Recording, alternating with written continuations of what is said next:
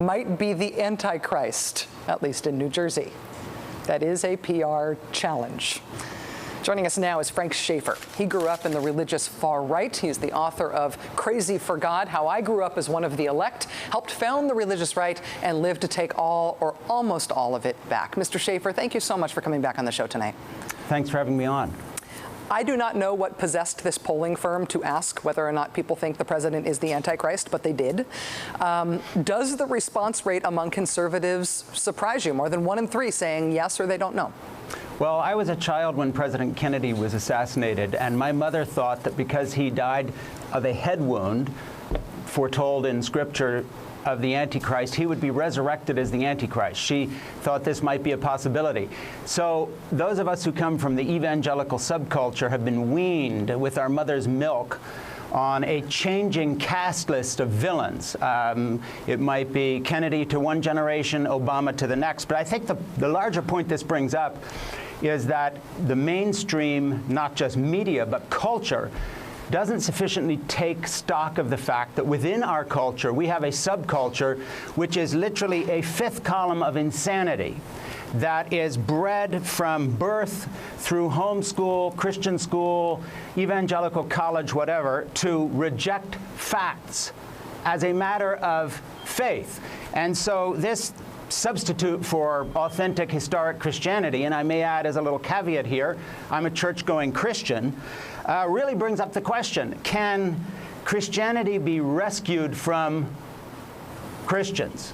And that's an open question. And when you see a bunch of people going around thinking that our president is the Antichrist, you have to draw one of two conclusions. Either these are racists looking for any excuse to level the next accusation, or they're beyond crazy. And I think beyond crazy is a better explanation. And that evangelical subculture has rotted the brain of the United States of America. We have a big slice of our population waiting for Jesus to come back. They look forward to Armageddon. Good news is bad news to them. When we talk about the Left Behind series of books that I talk about in my book, Crazy for God, what we're really talking about is a group of people who are resentful because they know they've been left behind by modernity, by science, by education, by art, by literature. The rest of us are getting on with our lives. These people are standing on a hilltop waiting for the end. And this is a dangerous group of people to have as neighbors, and they're our national neighbors. And this is the source of all these insanities that we see leveled at the president. One way or another, they go back to this little evangelical subculture. It's a disaster. It is one thing, though, to think about these as almost cultish views, to think about these as views that are on the fringes of beyond the edge of mainstream Christianity. It's another thing to look at the numbers. I mean, in this same poll, the numbers are also really high on the question of whether or not the president was born in the United States. 61% of McCain voters in New Jersey expressing doubt that Obama is American, saying he definitely wasn't born in the U.S. or they're not sure. The birther thing has been disproven. The Antichrist thing it's a whole other kettle of fish. But how do you work to move people off of that position? It doesn't seem like facts are relevant in trying to move people away from these beliefs. You don't work to move them off this position. You move past them. Look, a village cannot reorganize village life to suit the village idiot. It's as simple as that. And we have to understand, we have a village idiot in this country. It's called fundamentalist Christianity. And until we move past these people, and let me add, as a former lifelong Republican, until the Republican leadership has the guts to stand up and say it would be better not to have a Republican Party than have a party that caters to the village idiot, there's going to be no end in sight. The next thing they'll do is accuse Obama of being the Antichrist, and then who knows what comes next. On and on it goes. There is no end to this stuff. Why? Because this subculture has as its fundamentalist faith that they distrust facts per se.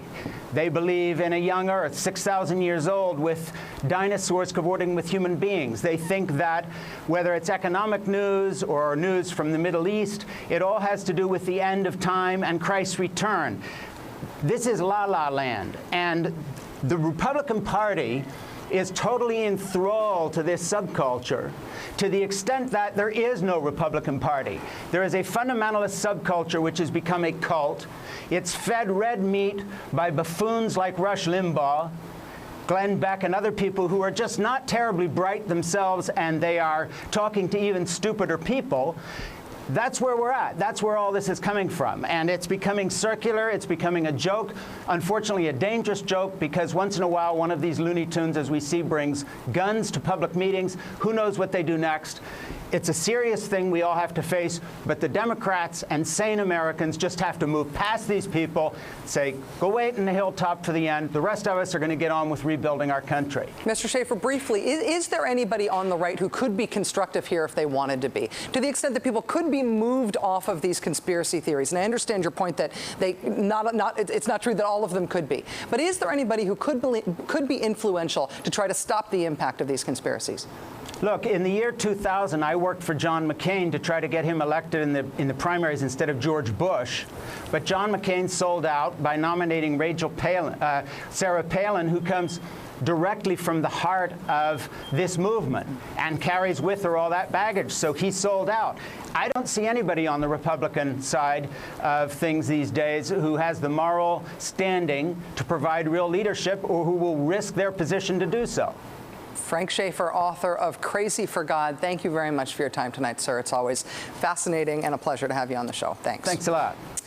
The terrorist group Al-Qaeda appears to have adopted an American as a new spokesmodel, an American whose image they have modeled on a comic book hero. True story, very weird true story, coming up in just a moment. But first, one more thing about